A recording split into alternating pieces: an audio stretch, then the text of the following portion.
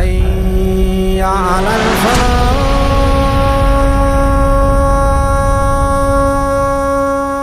اعوذ باللہ من الشیطان اللعین الرجیم. بسم اللہ الرحمن الرحیم. رب اشرح لی صدری ویسر لی امری واحلل عقدۃ من لسانی یفقہوا قولی. ان اللہ وملائکتہ یصلون علی النبی یا ایھا الذین آمنوا صلوا علیہ وسلموا تسلیما.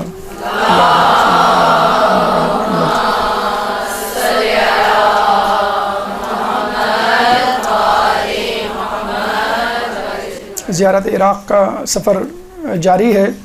مجموعی طور پر چھٹا اور نجف کے حوالے سے، یعنی نجف کی زیارات کے حوالے سے یہ چوتھا درس، چوتھی نشست ہے. جیسے کہ ہم نے آپ کو بتلایا تھا کہ نجف شہر اور خود حرم امیر المومنین ایک بہت بڑی کائنات ہے. جس طرح آپ خود مولا کائنات ہیں، ان کا حرم بھی جو ہے وہ پوری ایک کائنات ہے.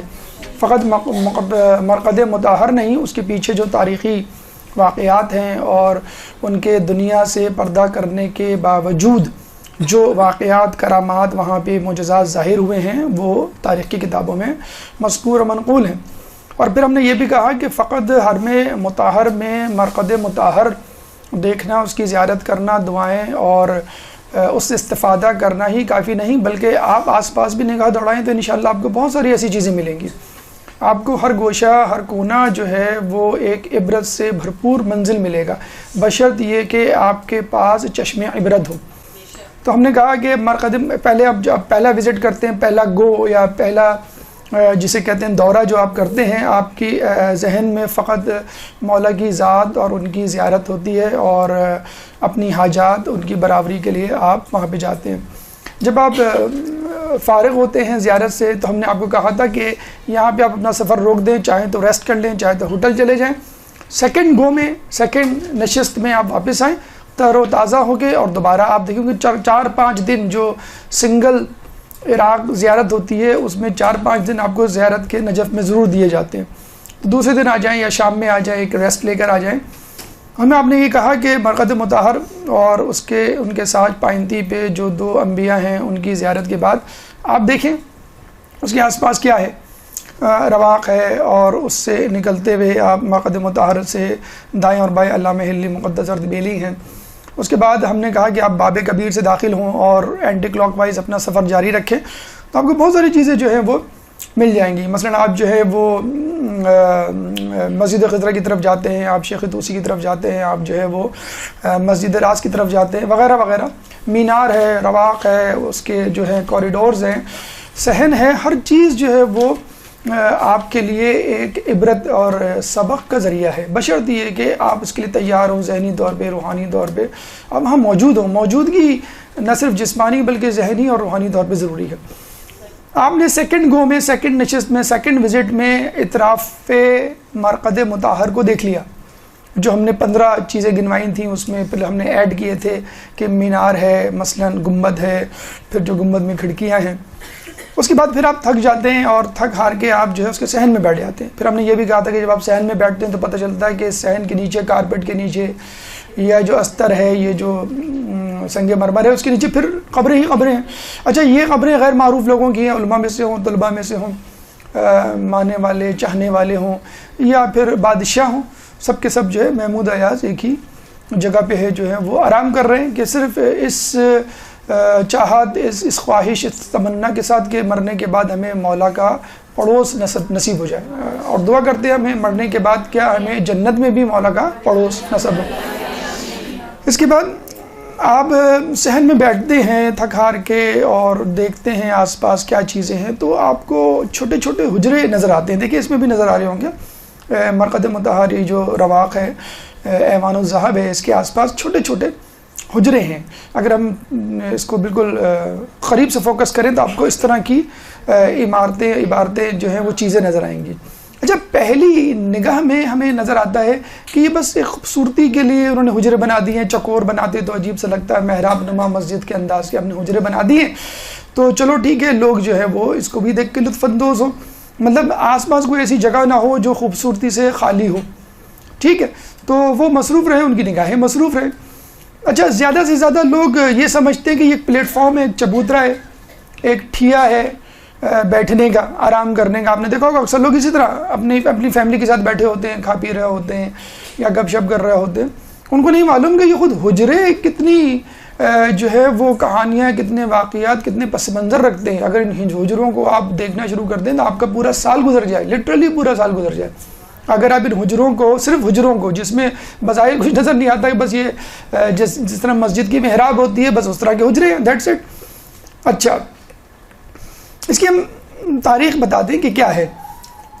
انجینئر عالم شیخ بھائی، انجینئر کہنا چاہیے ان کو، یہ اپنے زمانے کے بہت بڑے ماہر فلکیات بھی تھے، اپنے زمانے کے بہت بڑے ماہر تعمیرات بھی تھے، اور اتنے بڑے تعمیرات تھے کہ بادشاہ آنے وقت ان کو بلایا کرتے تھے کہ بھئی آپ یہ بنائیں، یہ بنائیں، یہ بنائیں. حتیٰ کہ ان کی بنائی ہوئی عمارتیں، 16ویں صدی کی ان کی بنائی ہوئی عمارتوں کو یونیسکو نے، یونائٹڈ نیشن نے باقاعدہ طور پر پریزرو کر لیا. جیسے ہم نے پتہ نا آثار قدیمہ کے طور پہ کہ بھئی ان آثار کو پریزرو رہنا چاہیے، ان کو ٹوٹنا نہیں چاہیے. جس میں جو بن مینارے کبھی ہم تذکرہ کریں گے، حمام ہے جو برسوں تک بغیر آگ جلائے گرم پانی دیتا رہا، وہ اس کے پیچھے کیا فلسفی تھی. باغ ہے اصفہان میں، وہ بھی شیخ بہائی پہ جب انشاءاللہ گفتگو کریں گے تو آپ کو بتلائیں گے کہ ان کی شخصیت کتنی ماشاءاللہ عجوبہ روزگار تھی، اور ہشت پہلو جو ہے وہ شخصیت رکھتے تھے. جادو یہ جانتے تھے، ایسٹرولوجی، میتھمیٹکس، مطلب ہر قسم کے علوم پر ان کی دسترستی اور مقدس ارتھ بیلی کے ہم اثر تھے.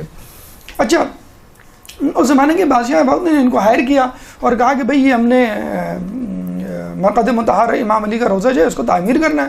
تو ان کی مدد سے باقاعدہ جو ہے وہ روزہ ہم نے آپ کو بتلایا تھا کہ اینٹیں تو لگائی تھی نادر شاہ نے، لیکن اس کی ڈیزائننگ وغیرہ جو ہے وہ انجینئر شیخ بہائی نے کی تھی. اچھا، شیخ بہائی صرف انجینئر نہیں تھے، بلکہ آپ کے یہاں جو سمدیہ کتاب پڑھائی جاتی ہے، انتہائی مشکل کتاب ہے نحو کی، سیکنڈ ایئر تھرڈ ایئر میں نحو کی، تو بہترین کتاب ہے. تو وہ اس کتاب کو بھی مطلب باقاعدہ نہ صرف اہل تشیع بلکہ اہل سنت کے مدارس میں ہی پڑھایا جاتا ہے اور لوگ جو ہے استفادہ کرتے ہیں. اور باقی بہت ساری انہوں نے کتابیں لکھی. اچھا، یہاں ہم یہ بتا دیں کہ یہ جو نجف ہے یا حرم ہے، ان میں جو علماء ہیں ان میں دو قسم کے علماء ہیں. ایک تو وہ علماء ہیں جو دفن ہیں، آپ نے ان کا نام دیکھ لیا، تختی دیکھ لی، آپ نے فوراً جو ہے وہ اپنا کمپیوٹر اسٹارٹ کیا اور ان کے زمانے میں چلے گئے اور ان کے بارے میں آپ نے کھنگالنا اور اپنے دماغ کو ٹٹولنا شروع کر دیا. لیکن ان میں وہ لوگ بیچارے رہ جاتے ہیں کہ جو یہاں آئے 10-12 سال بلکہ عمر گزار دی، لیکن اتفاق سے اپنے ملک گئے، وہاں انتقال ہو، وہیں دفن ہو گئے یا ضرورتاً چلے گئے. امام خمینی نے 10-12 سال گزارے یہاں پر، اور ان کی پوری اگر آپ وہ نجف کی زندگی پڑھیں تو وہ بھی ماشاءاللہ دلچسپی سے خالی نہیں ہے. تو بہت سارے علماء آئے، یہاں رہے، اس کے بعد چلے گئے، تو ان کا تو ذکر ہم نہیں کر سکتے کیونکہ وقت کی کمی ہے. لیکن بہرحال جتنا ہو سکے گا ہم آپ کے سامنے علماء کے حالات پیش کریں گے جو یہاں پر موجود ہیں. انجینئر شیخ عالم بہائی نے حجرے بنائے. اچھا، آپ کہیں گے کہ ٹھیک ہے، لیکن اس میں کیا ایسی خاص بات ہے؟ ایک ڈیزائننگ ہے محراب کی شکل کی، وہ ایک بچہ بھی جیومیٹری کی مدد سے بنا سکتا ہے. لیکن ان کا کمال یہ نہیں ہے، ان کا کمال ایک اور ہے جس پہ ابھی تک ہم یہ سمجھتے ہیں کہ باقاعدہ کوئی ریسرچ نہیں ہوئی ہے. وہ کیا کمال ہے؟ یہ ایسٹرولوجسٹ تھے.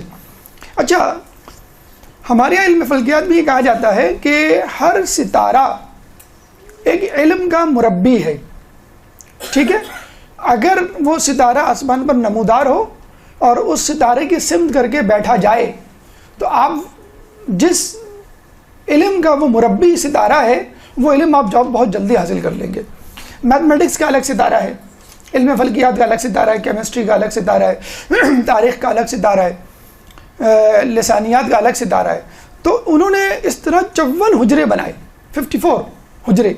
اور 54 حجروں کا مطلب ہے 54 علم مطلب 54 ستارے. اب یہ ہمارا کام ہے کہ ہم معلوم کریں کہ یہ جو 54 علوم ہیں ان کا مربی ستارہ کون ہے اور کب نمودار ہوگا، کس دن نمودار ہوگا، کس وقت نمودار ہوگا، رات کے کون سے پہر ہوگا اور کس ڈائریکشن میں ہوگا، اور اس کا حجرہ کون سا ہے. آپ کو وہاں اس حجرے میں جا کے بیٹھنا ہے اور وہ علم اور وہ کتاب لے کے بیٹھنی ہے. اور آپ نے میرے خیال میں شاید یہ غور بھی کیا ہوگا، کبھی کبھی چیزیں بڑی جلدی یاد ہو جاتی ہیں اور کبھی کبھی جو گھنٹوں آپ رٹ رہے ہوتے ہیں اور پوچھ رہے ہوتے ہیں، لوگوں سے ڈسکس کر رہے ہوتے ہیں، وہ سمجھ بھی نہیں آتی. کبھی جو ہے وین میں جا رہے ہوتے ہیں، وین میں جاتے جاتے ایک دم سے ایک بات ذہن میں آتی ہے، ارے یار اس کا تو مسئلہ یہ ہے اور یہ چیز تو وہاں رکھی ہوئی ہے، وہاں کتاب میں جو ہے صفحہ نمبر فلاں جگہ پہ یہ موجود ہے. تو علماء عالم یہ کہتے ہیں کہ یہ ایک خاص وقت ہوتا ہے کہ جس میں جو ہے وہ ستارہ اپنی پوزیشن میں آتا ہے اور آپ وہاں بیٹھ جائیں. اب اس پہ ریسرچ کرنے کی ضرورت ہے. اب جب ہم گئے تھے یا جتنی مرتبہ ہم گئے یا لوگوں سے جو ہم نے استفادہ کیا, ابھی تک اس پہ بہت زیادہ ڈسکشن ہوا نہیں ہے. شیخی بھائی آئے بیچارے, اپنی زندگی اپنا وقت لگا کے چلے گئے. اب یہ ہمارا کام ہے کہ اس میں ہم معلوم کریں کون سا حجرہ کس طرف ہے, لیکن غالباً کتابوں میں یہ علم موجود ہوگا. تو یہ بھی ایک ہے, اگر آپ 54 دن وہاں ٹھہریں یا اپنے علوم کے حوالے سے چاہیں کہ بھی میرے بچے کا مثلا میتھمیٹکس کمزور ہے, میرے بچے کا جو ہے وہ فلکیات کا علم جو کمزور ہے یا جغرافی کمزور ہے, وہ حجرہ لوکیٹ کر لے, اس حجرے سے متعلق جو ستارہ ہے, مربی ستارہ, اس کو لوکیٹ کر لے اور اس وقت وہاں بیٹھ جائے وہ کتاب لے کر. اور ابھی بھی آپ حرم جائیں تو صحن فاطمہ میں آپ کو جا بجا طلباء اور اساتذہ نظر آئیں گے کہ وہاں بیٹھ کے جو ہے وہ پڑھ رہے ہوتے ہیں, گروپس ہوتے ہیں, دائرے بنے ہوئے ہوتے ہیں اور اس میں وہ علم حاصل کر رہے ہوتے ہیں. تو یہ بیسک مقصد تھا. ان کا مقصد یہ نہیں تھا کہ جو ابھی آپ کو ہم بتانے جا رہے ہیں کہ یہاں پہ علماء کو دفنایا جائے گا. ہم جب جاتے ہیں زیادہ سے زیادہ پہلی نظر میں ہم نے کہا کہ یہ خوش نما جگہ ہیں, اس کو دیکھ کے بس ایک راحت ملتی ہے. پھر اب پتہ چلا کہ نہیں, یہاں پہ قبور علماء ہے. اب پتہ چلا کہ یہاں پر علم حاصل کرنے کی بیٹھکیں ہیں. تو علم در حجرہ ایک زمانے میں ہوا کرتا تھا. رات میں آپ بیٹھے, ستارے کو آپ نے دیکھا اور ستارے کی مدد سے وہ علم آپ نے حاصل کرنا شروع کر دیا. اب کیا ہے, علماء در حجرہ. حجرے میں گئے, آپ نے دیکھا یہاں پہ کس کی قبر ہے, آپ ان کی قبر کے سامنے کھڑے ہوئے اور آپ کو کیا کرنا ہے یہ بھی ہم آپ کو بتاتے ہیں.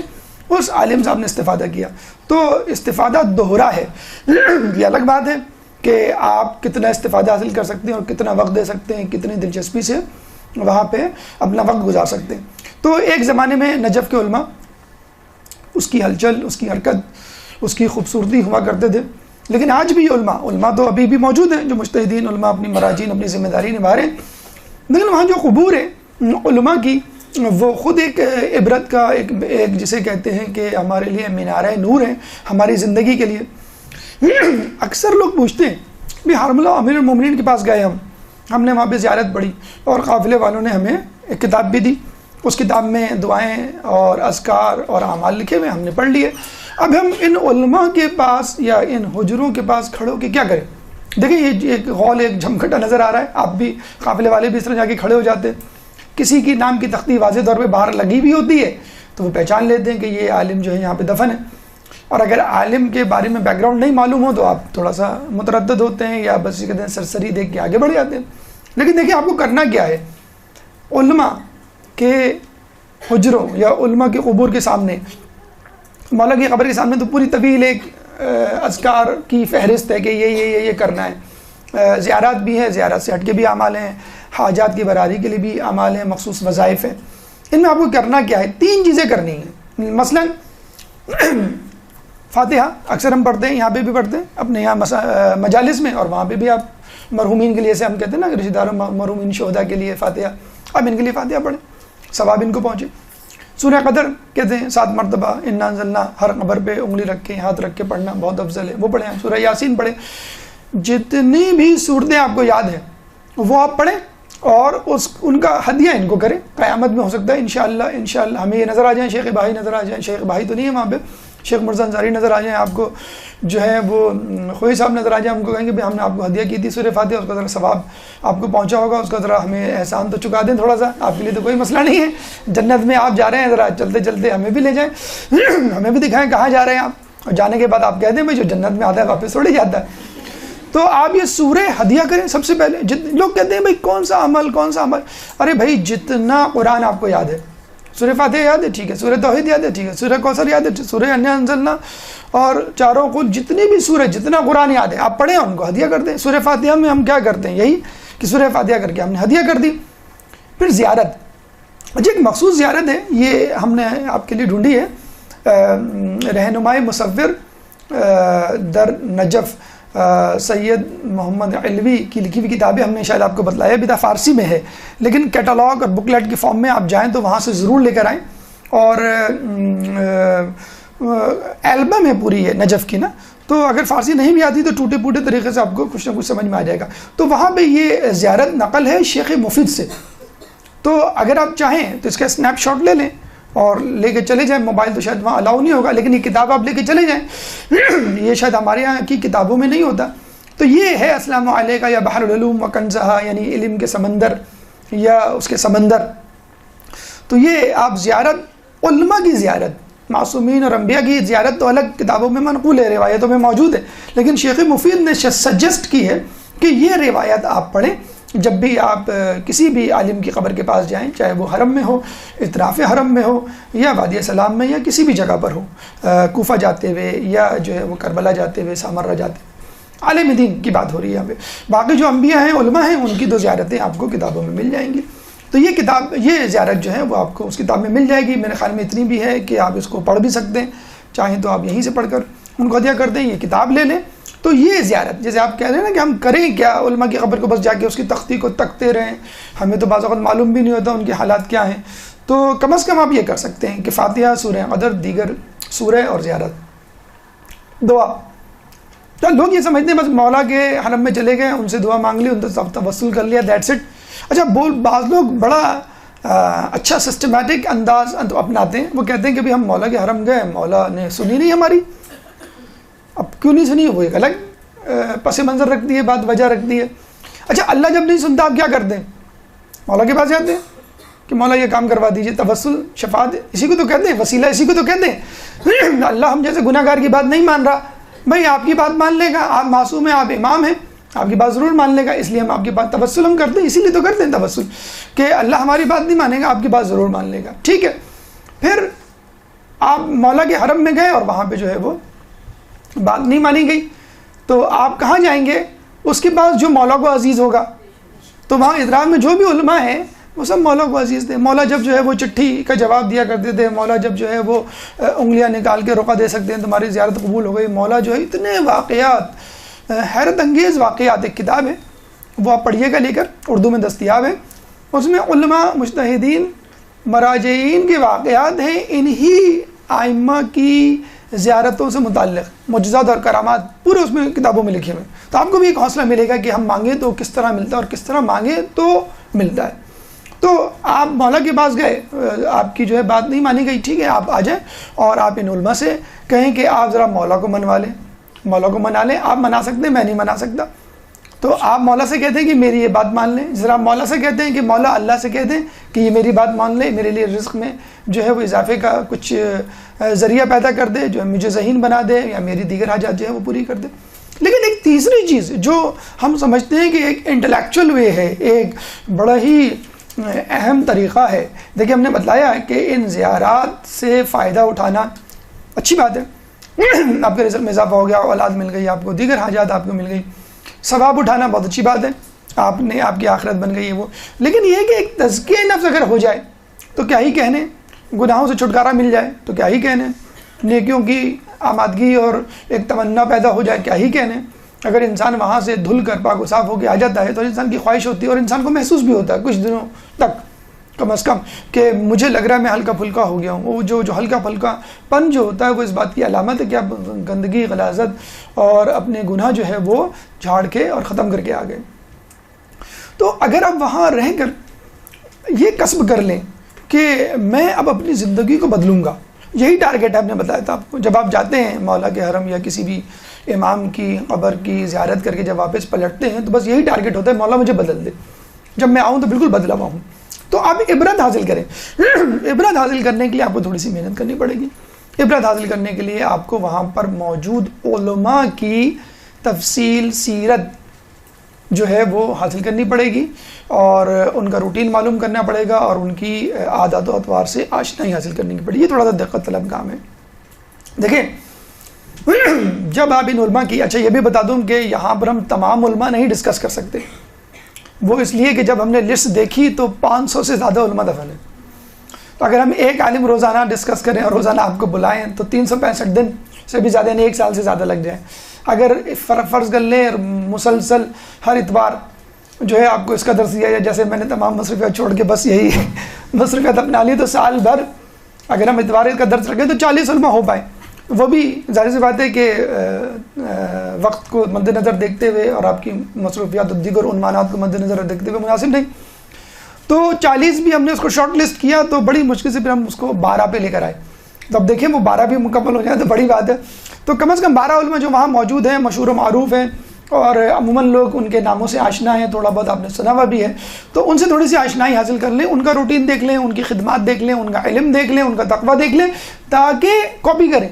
بھائی مولا کے سامنے تو ہم یہ صاف کہہ کے اٹھ جاتے ہیں نا کہ بھائی مولا جیسے تو نہیں بن سکتے ہم، ٹھیک ہے نا، امام ہے، معصوم ہے، مولا کائنات ہیں، لیکن یہ جو لوگ ہیں یہ ہمارے جیسے لوگ تھے، بالکل ہمارے جیسے تھے، بالکل. اس میں بلکہ دیکھا جائے تو ہم سے کچھ نیچے ہی تھے. کیوں وہ نیچے تھے؟ ہمارے پاس فیسلٹیز موجود ہیں. آپ ان کی رودات اور حیات کے گوشے پڑھیں تو آپ تو حیران رہ جائیں کہ اگر اس طرح کی زندگی ہم گزاریں تو ہم تو کچھ بھی نہ کریں، فقط اس ٹینشن میں کہ کھائیں گے کیسے، سوئیں گے کیسے، گھر کیسے بنائیں گے. یہ جو ہم جنگلوں میں پہلے زمانے میں تو لوگ جنگلوں میں رہا کرتے تھے، جنگلی جانوروں سے، رہزنوں سے. جب زیارت پہ جایا کرتے تو رہزنوں سے ڈر ہوا کرتا تھا، اس سے ہم کیسے ساری زندگی آپ کی اسی میں گزر جائے. بہرحال عبرت حاصل کریں. اور انشاءاللہ ابھی ہم آپ کو جب علماء کے حجروں کی طرف لے کے جائیں گے تو ہر عالم کے بارے میں تھوڑا ہم آپ کو بتائیں گے انشاءاللہ. جب بھی آپ جائیں دعا اذکار پڑھیں، ٹھیک ہے، اور اس کے بعد دوسری بات اس پہ ان کے لیے دعا، ایک تو اذکار پڑھیں، ہم نے کہا سورہ فاتحہ، دیگر زیارت، دعا کریں. دعا کیا کریں؟ ان کی مغفرت کی دعا کریں، ان کے بلندی درجات کی دعا کریں، اپنی مغفرت کی دعا کریں، اور دعا کریں کہ اللہ مجھے ان کے نقش قدم پہ چلا. ٹھیک ہے، دو چیزیں ہو گئی. تیسری چیز یہ عبرت ہے کہ آپ کو ان کا لائف اسٹائل، ان کی خدمات، ان کا علم، ان کا تقویٰ اپنے ذہن میں رکھنا ہے، جو آپ ابھی انشاءاللہ سنیں گے یا کتابوں میں پڑھیں گے. اگر آپ چاہیں تو مزید تفصیل کے لیے، جیسے میں نے ایک کتاب بتائی حیرت انگیز واقعات، دوسری کتاب ہے درخشاں ستارے، یہ آپ لے لیں. تیسری کتاب ہے قصص العلماء، جو مرزا احمد تنکابنی کی ہے اور جس کا ترجمہ آپ ہی کے مزت القائم کی سابقہ استانی ملکہ کاظمی نے کی ہے. تو یہ بھی آپ کے مدرسے کی ایک بہت بڑی جو ہے وہ فضیلت ہے کہ آپ کے مدرسے کی خاتون نے اس 150 علماء کے واقعات ہیں، قصص العلماء، جیسے قصص الانبیاء ہے، قصص العلماء 150 افراد علماء کے واقعات اسے موجود ہیں. درخشاں ستارے چھوٹی سی کتاب ہے، سب اردو میں اویلیبل ہیں آپ کی، اور عبرت انگیز واقعات، یہ 3 کتابیں. اس کے علاوہ islamiclaws.com کتاب بہت اچھی ویب سائٹ ہے، اس میں آپ جائیں، لیکن تمام مٹیریل انگلش میں ہے اس میں. islamiclaws.com.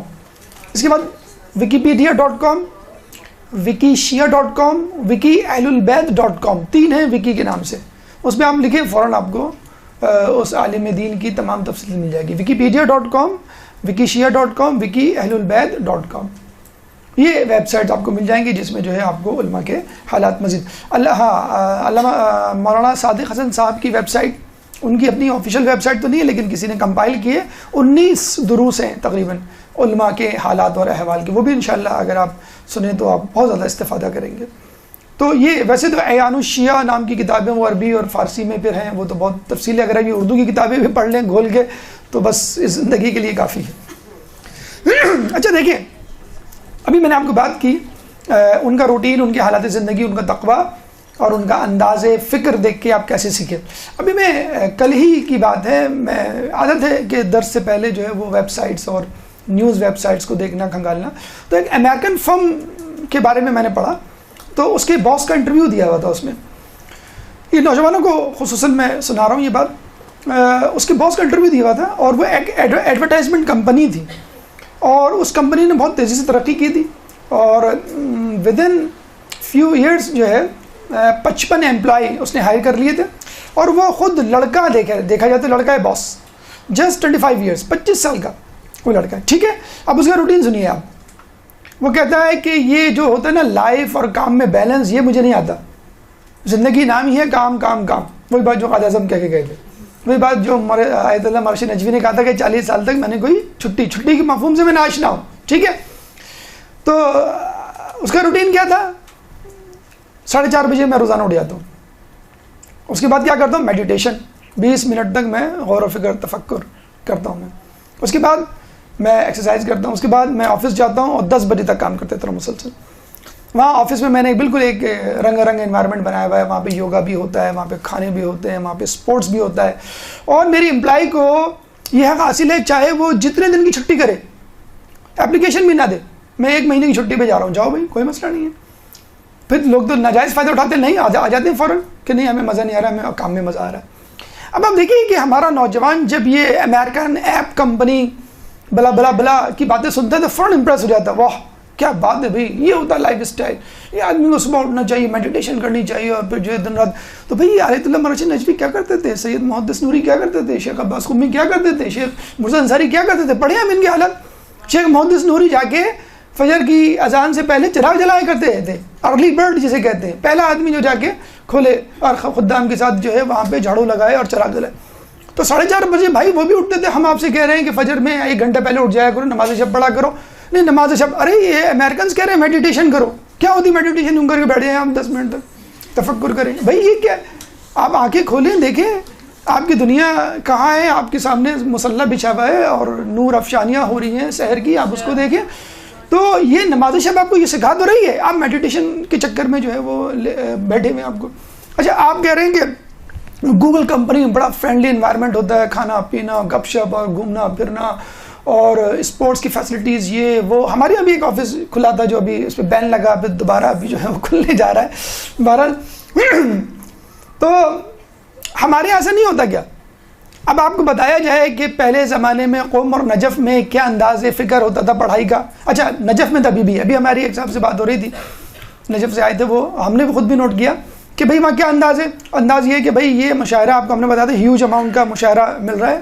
پچھلی مرتبہ منہ سے نکل بھی گیا تھا, دوبارہ نکل جاتا, لوگ کہیں گے پتہ نہیں کیا, شاید اس کے پیچھے پڑ گئے کہ یہ بڑی اٹریکٹیو اماؤنٹ ہے. تو وہ مشاعرہ ملتا ہے. اچھا پھر کیا کرنا ہے, آپ کی مرضی. کیا مطلب مرضی ہے, اب آپ جس سے بھی پڑھیں, جہاں بھی پڑھیں. مدرسہ آپ کی مرضی, جو بھی مدرسہ جوائن کر لیں.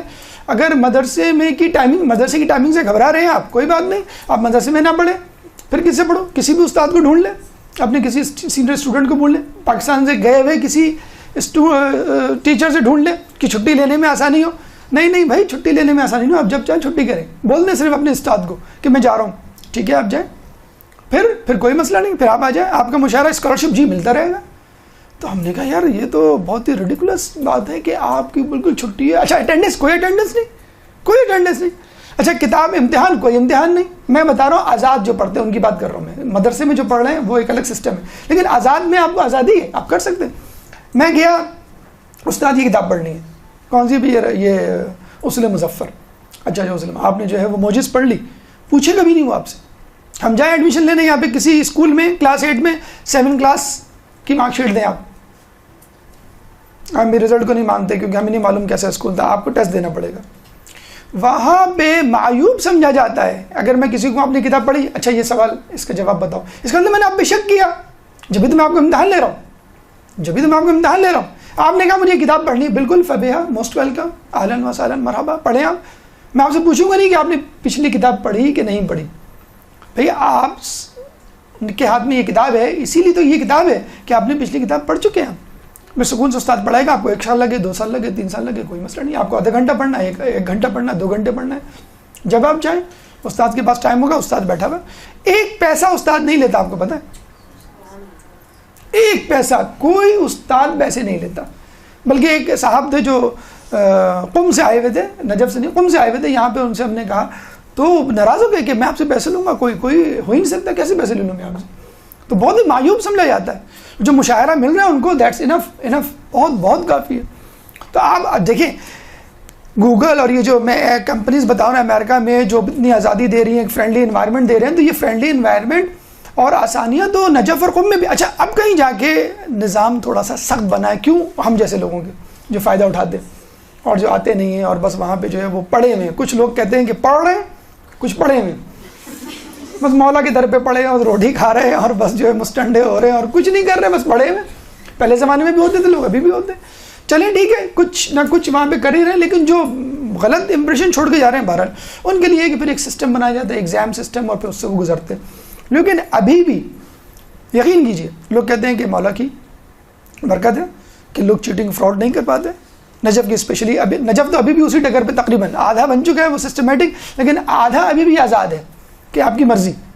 ایک صاحب سے ملے, 7 سال انہوں نے وہاں پہ گزارے, ہم نے کون سے ایگزام دیے, کوئی ایگزام نہیں دیا, ناٹ ایٹ آل. میں نے کہا ماشاء اللہ آپ تو بڑے مشہور و معروف ہیں, آپ زیارت کے قافلے بھی لے کے جاتے ہیں اور ہم نے دیکھا ہے مجالس بھی ماشاء اللہ یوٹیوب پہ بھی ہے, ہر جگہ پہ آپ موجود ہیں. نہیں میں نے کوئی ایگزام نہیں دیا, بس میں اپنے استاد سے پڑھتا ہوں, آپ دیکھ لیجئے. تو مسئلہ کیا ہے, خلوص. اگر آپ کے خلوص اندر خلوص پیدا ہو جائے تو یہ ایگزام تو بچوں والی چیز ہے. اصولاً تو ایگزام آپ پہ شک ہے, ایک شک کی بنیاد ہے کہ میں آپ پہ شک کر رہا ہوں کہ آپ نے پڑھا کہ نہیں. اچھا یہ کتاب پڑھ لی, ٹھیک ہے, اچھا یہ بتاؤ بھائی کیا مطلب, کیا بتاؤ, کیا آپ کو مجھ پہ یقین نہیں ہے؟ بچے کہتے ہیں نا کیا مطلب آپ کو یقین. تو یہ اعتماد ہے جو وہاں کے مراجعین نے, وہاں کے علماء نے, خود اس سے پہلے مولا علی نے اپنے اصحاب کو دیا تھا کہ وہ شک نہیں کیا کرتے تھے. چھٹے امام امام جعفر صادق علیہ السلام,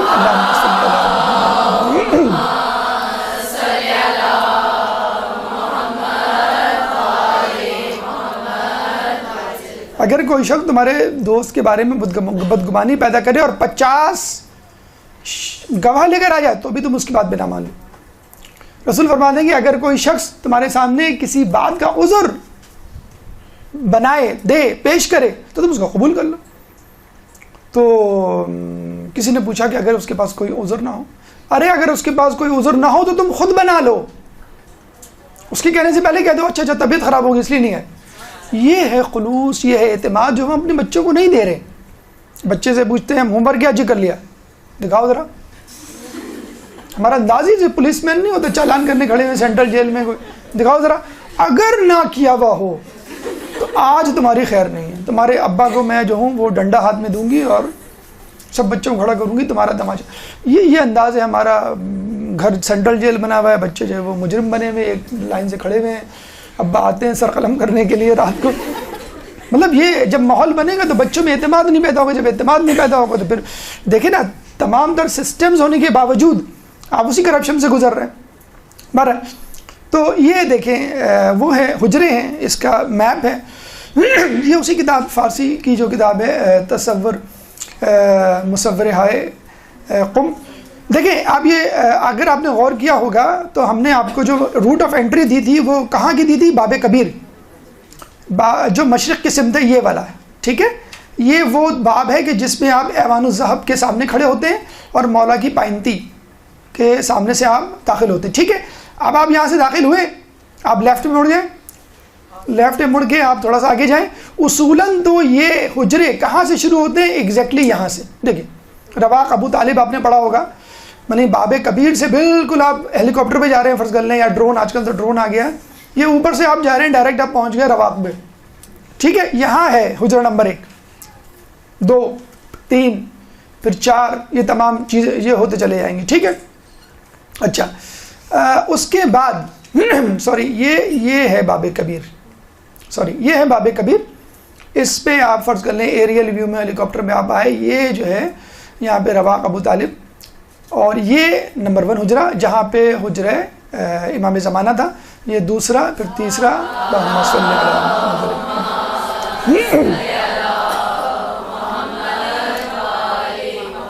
چوتھا, 5واں, 6واں, 7واں, 8واں, 9واں, 10واں, 11واں. میں نے آپ کو بتایا تھا 54 ہے. اگر ان 54 میں جو موجود علماء ہیں, 500 کی لسٹ دی ہوئی ہے, میں نے آپ کو بتایا islamiclaws.com پہ آپ جا کے پوری لسٹ آپ دیکھ لیں, ٹھیک ہے نا. صرف لسٹ دیکھ لیں, فی الحال اپنی آنکھوں کو ٹھنڈا کر لیں. تمام 500 کو بتانا یہاں بڑا مشکل ہے. تو اس میں بھی شارٹ لسٹنگ کر کے 12 ہم بس آپ کے لیے منتخب کر کے لائیں. اس میں پتہ نہیں کتنے ہو پاتے ہیں.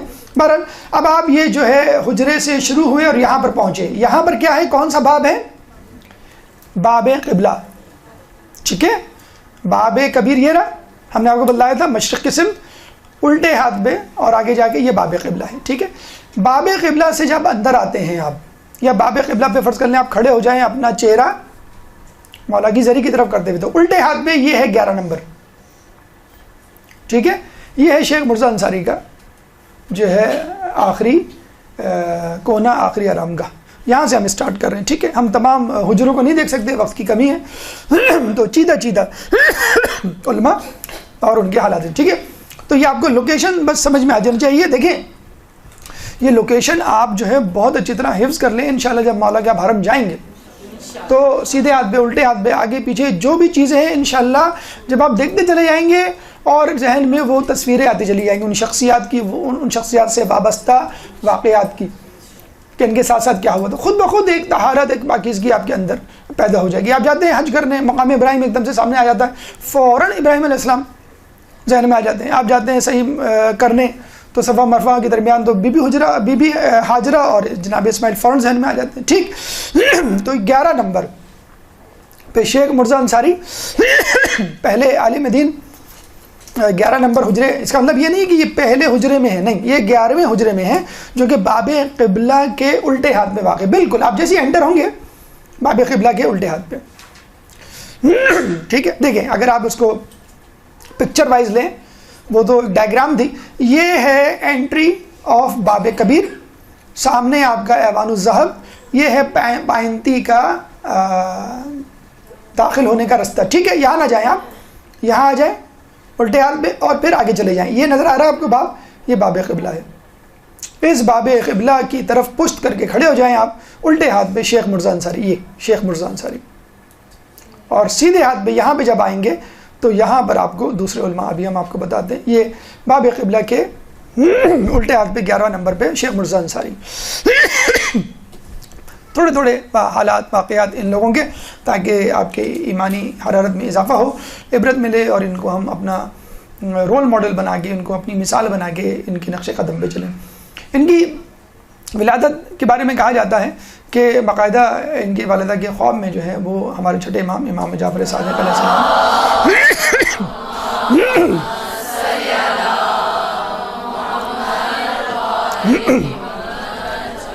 آئے اور آپ کے ہاتھ میں تالائی قرآن, سونے کا قرآن جو ہے وہ دے کے چلے گئے. تو آپ کے والدین جو ہے وہ سمجھ گئے کہ ہمارے گھر میں کسی بہت ہی محترم شخصیت کی آمد ہونے والی ہے, ہمارے گھر جو اولاد ہونے والی ہے وہ بہت ہی نام روشن کرے گی. یہ جو ہے وہ علاقہ, وہ شہر ہے دز پھول کے نام سے, ایران میں ہے. اور یہاں اس شہر کی خوبی یہ ہے کہ اس شہر میں عربی اور فارسی دونوں زبانوں کے بولنے والے پائے جاتے ہیں. یعنی جیسے ملتان کے بارے میں غالباً کہا جاتا ہے کہ وہاں پہ جو ہے وہ سرائکی ہے, that is the combination of Punjabi اور پشتو. تو یہاں پہ جو بولی جاتی ہے اس میں عربی کے الفاظ بھی ہیں, فارسی کے الفاظ بھی ہیں. تو یہ ان کو ایڈوانٹیج رہا کہ انہوں نے شروع سے جو ہے فارسی پہ بھی ملکہ حاصل رہا ان کو, اور عربی پہ بھی. کہتے ہیں دز پھول. اچھا, کہتے ہیں کہ جب یہ جانے لگے ایران سفر پہ, علمی سفر پہ, تو ان کے والدہ نے روکا اور بہت روئید ہوئی. لیکن بعد میں یہ فیصلہ ہوا کہ چلے بھائی ہم استخارہ کر لیتے. تو استخارہ جب کیا تو جو آیت اتری تھی وہ تھی وَأَوْحَيْنَا إِلَىٰ أُمِّ مُوسَىٰ, کہ اللہ تعالیٰ نے موسیٰ کی ماں کو وحی کی کہ تم اس بچے کو دودھ پلاؤ, اور جب تم خوف محسوس کرو تو اس بچے کو دریا کے سپرد کر دو, انشاءاللہ یہ بچہ تمہیں واپس اللہ پلٹائے گا, اور یہ بچہ مرسلین یعنی رسولوں میں سے ہوگا.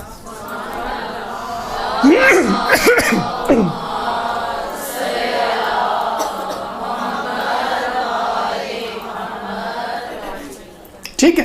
تو وہ سمجھ گئے کہ ہمارا جو بچہ جو جا رہا ہے وہ صحیح مقصد کے لیے جا رہا ہے. اور کہتے ہیں کہ تقریباً انہوں نے 22 سال ایران میں گزارے تھے, 22 سال. اچھا, یہ گئے تھے زیارت کے لیے, لیکن جب زیارت کے لیے گئے تو لوگوں نے پکڑ لیا ان کو, انہیں ہم نہیں جانے دیں گے. آپ رشتہ دار پکڑ لیتے نا کسی اہم شخصیت, اچھی پیاری شخصیت کو, نہیں ہم آپ کو نہیں آنے دیں گے. پکڑ لیا ہم آپ کو نہیں جانے دیں گے. کیوں؟ آپ میں ہمیں جوہر نظر آنے ہیں علم کے, ہمیں آپ سے استفادہ کرنا ہے. حالانکہ نجف کبھی نہیں آئے تھے, وہ ایران میں رہ کر انہوں نے علم حاصل کیا تھا شیخ مرزا انصاری نے. تو ایران میں انہوں نے لوگوں نے روک لیا, اور انہوں نے جو ہے وہ لوگوں کی خواہش کے آگے اپنا گھٹنے ٹیک لیے اپنے. تو پھر وہاں انہوں نے پڑھا اور لوگوں سے استفادہ کیا, علماء سے استفادہ کیا, بڑی علم دین کی خدمت انجام دی. جو پہلا ان کا کارنامہ ہے, اس زمانے میں اخباری فرقہ تھا. کہاں؟ عراق میں, نجف میں اسپیشلی. اخباری فرقہ اس کو کہتے ہیں کہ جو قرآن اور حدیث کو مانتے ہیں, تقلید کو نہیں مانتے. یعنی عقل اور اجماع, 4 ہمارے ستون ہیں, قرآن, سنت, عقل اور اجماع. عقل اجماع کو نہیں مانتے, وہ کہتے ہیں بس قرآن سنت میں جو ہے وہ ہے, اور ہمیں جو ہے تقلید کی ضرورت ہی نہیں ہے, ہم خود پڑھ کے حدیث اور قرآن فیصلہ کر لیں گے. اہل سنت میں اس فرقے کو اہل حدیث کہا جاتا ہے, اور شیعوں میں اس فرقے کو اخباری کہا جاتا ہے. تو تقلید پہ یقین نہیں رکھتے. بس وہ کہتے ہیں کہ دیکھا جائے جب بھی وہ کوئی کتاب پڑھیں گے تو کتاب کے مصنف کی تو بات مانیں گے نا, تو وہ تقلید ہی تو ہوئی. ملٹیپل یا ڈائیورسیفائڈ, اسکیٹرڈ, منتشر تقلید سے بہتر ہے آدمی ایک آدمی کی تقلید کر لے. بس ہم بھی یہی کہتے ہیں. تو اخباری فرقے کی انہوں نے رد کی. ان کا انداز یہ ہوا کرتا تھا کہ وہ مفروضی مسائل, ہائپوتھیٹیکل مسائل پیش کرتے تھے, بھئی ایک شخص ہے جو ہے وہ گھر آتا ہے, اس نے آفس میں جو ہے وہ وضو کیا تھا, گھر آ کے اس کو پتہ چلتا ہے کہ نماز کا وقت ہو گیا, اب وہ سوچ رہا ہے کیا کرے, وضو کرے نہ کرے. ایک ہائپوتھیٹیکل آپ نے بنایا نا, حقیقی مسئلہ تو نہیں, آپ نے ایسے بنا دیا.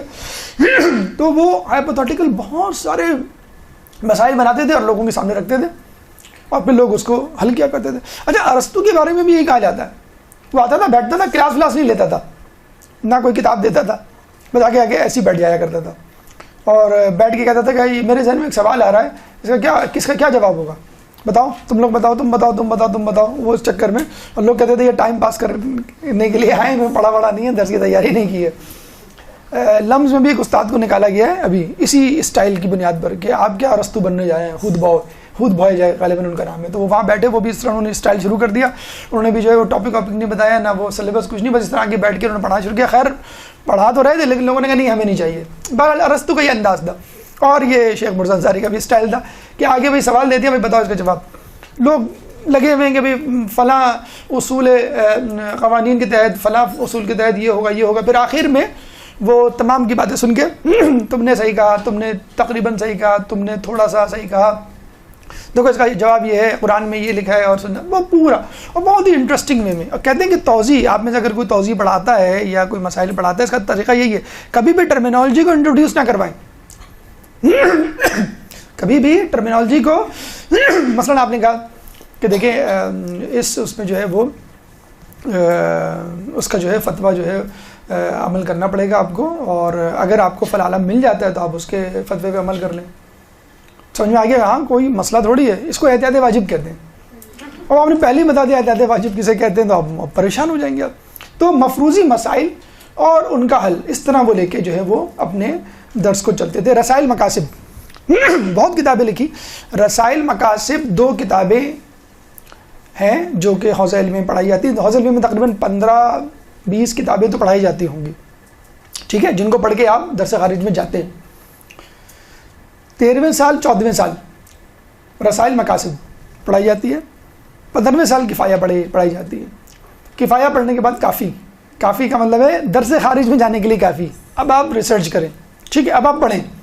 ابھی تک تو آپ مقدمات پڑھ رہے تھے. تو کسی عالم کی کتاب درس حوزے کے سلیبس میں ہونا بہت بڑی بات سمجھی جاتی ہے. تو ان کی 2 کتابیں حوزے کی زینت بن چکی ہیں شیخ مرزا انصاری, رسائل اور مقاصد.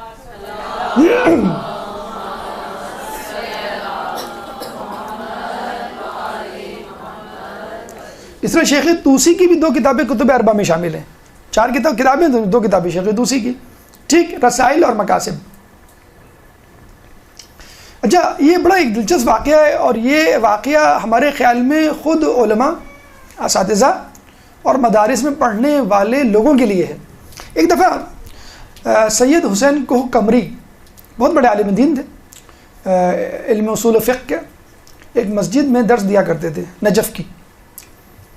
ان کو جانا تھا گھر, آدھا گھنٹہ باقی تھا درس میں. تو مسجد سے گزرتے ہوئے جس مسجد میں وہ درس دیتے تھے, انہوں نے کہا آدھا گھنٹہ باقی ہے, میں گھر جا کے کیا کروں گا, میں آرام کر سکتا ہوں ٹھیک سے, نہ کچھ پڑھ سکتا ہوں, چلو میں مسجد میں ہی بیٹھ جاتا ہوں. سستی ہو گئی, میں سو گیا تو کیا ہوگا. مسجد میں آ کے بیٹھ گئے.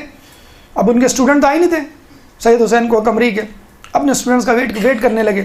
اچھا, ہماری طرح تو تھے نہیں کہ وہ پیر پھیلا کے سو جائیں, ٹیک لگا کے جو ہے وہ بیٹھ جائیں. انہوں نے دیکھا کہ کونے میں درس ہو رہا ہے, جس طرح ان کا درس ہوتا تھا.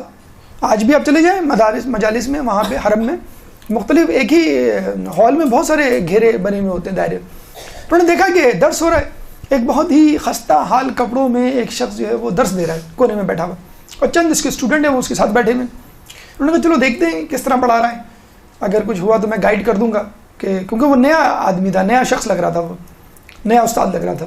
تو ایک کوہ قمری صاحب جو ہیں جو ان کے وہاں پہ جا کے بیٹھ گئے. جب بیٹھے تو وہ دنگ رہ گئے کہ کیا انداز ہے, کیا دلائل ہیں, کیا طریقہ کار ہے بتانے والے کا, استاد کا. بہت دلچسپی سے سنتے رہے. دوسرے دن پھر دوبارہ آدھے گھنٹے پہلے پہنچے, درس میں جا کے بیٹھ گئے. تیسرے دن پھر جا کے بیٹھ گئے. تیسرے دن اپنے اسٹوڈنٹس کو بلایا, ادھر آؤ, کل سے ہم سب اس درس میں بیٹھیں گے, کیونکہ ان کا علم مجھ سے زیادہ ہے, تو بہتر یہ کہ میں تو استفادہ کروں گا ہی, تو میرے ساتھ تم لوگ بھی کر لو, تم لوگ کیوں ٹائم ضائع کرو, میں اب تم لوگوں کو درس دوں گا, میں ان سے علم حاصل. وہ کون تھے صاحب خستہ حالت میں بیٹھے ہوئے؟ شیخ مرتضیٰ انصاری.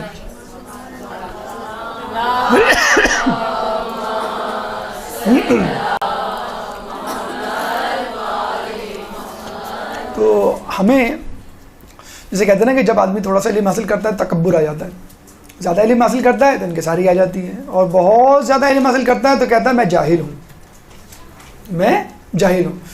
تو یہ عالم تھے، بہت بڑے عالم تھے اپنے طور پہ. جب ایک نئے عالم کو، نئے استاد کو دیکھا تو یہ نہیں کہا کہ یہ نیو کمر ہے، نہیں، 3 دن اس کو دیکھا اور کہا کہ نہیں اس کا علم مجھ سے زیادہ ہے، مجھے خود علم حاصل کرنا چاہیے. اچھا آپ کہیں گے بڑے بزی آدمی تھے، ان کو نمازیں پڑھنے کا ٹائم کیسے ملتا ہوگا؟ ہمیں نہیں ملتا نا نمازیں پڑھنے کا ٹائم، کبھی جو ہے وہ آخر وقت میں، کبھی 2 گھنٹے کے بعد دعائے کمیل، تعقیبات، زیارت، یہ ہوتی رہے گی. ہم اس سے بھی بڑا کام کر رہے ہیں، ہم پڑھ رہے ہیں، مدرسے میں پڑھا رہے ہیں. امی یہ تو بہت چھوٹا کام ہے جو آپ دعائیں لے کے اذکار لے کے بیٹھ جاتی ہیں، یہ تو امی ابو اور دادا دادی نانا نانی کے کام ہے. اب آپ دیکھیے شیخ مرزا انصاری کتنے مصروف تھے اپنے زمانے کے، مرجے تھے، کیا کرتے تھے؟ روزانہ نوافل پڑھتے تھے. ساری نوافل اتنے عرصے سے ہم نے نہیں پڑھی کہ بہت تعداد میں نہیں یاد ہوتی. یہ بھی نہیں یاد ہوتا کہ پہلے پڑھنی ہے بعد میں پڑھنی ہے، 2 کر کے پڑھنی ہے، 4 ایک ساتھ پڑھنی ہے. تعقیبات پوری پڑھا کرتے تھے. اچھا ہماری طرح نہیں چھاٹ کی جو مختصر ترین تعقیب ہو وہ آپ نے پڑھ لی، اللہ اللہ خیر صلی اللہ. جنت مانگنے گئے تو پوری 1000 گز کا پلاٹ چاہیے. یومیہ دعائیں جو بھی ہوتی ہیں صبح کی شام کی وہ پڑھا کرتے تھے. 1 پارہ قرآن، کوئی مر جائے اس کی برسی آ جائے تو آپ نے 1 پارہ پڑھ لیا، بہت بڑی بات ہے. ایک جگہ کا بھی قرآن خوانی ہوگی، ایسا کرو کہ تم لوگ سب گھر سے پڑھ کے آنا. آتے ہیں تو ایک دوسرے کی شکل دیکھ رہے ہوتے ہیں، کب سے پارہ ختم ہوگا، ڈھونڈ رہے ہوتے ہیں، تو راجو 1 صفحہ تم پڑھو 1 صفحہ میں پڑھوں. جو اندازی غلط ہیں، وہ کچھ پڑھ رہا ہے آپ کچھ پڑھ رہے ہیں، مفہوم الگ ہے آپ دونوں کا. 1 پارہ قرآن، ایک نماز جعفر، روزانہ کی بات کر رہا ہوں میں، کبھی کبھی نہیں، روزانہ نماز جعفر تیار، جس کے بارے میں کہا گیا ہے کم از کم ہم جیسے کاہلوں کو دیکھ کر کم از کم دنیا زندگی میں تو 1 مرتبہ پڑھ لو، ٹھیک ہے. اور وہ شیخ مرزا انصاری جو ہیں وہ پوری جو ہے وہ روزانہ پڑھا کرتے تھے.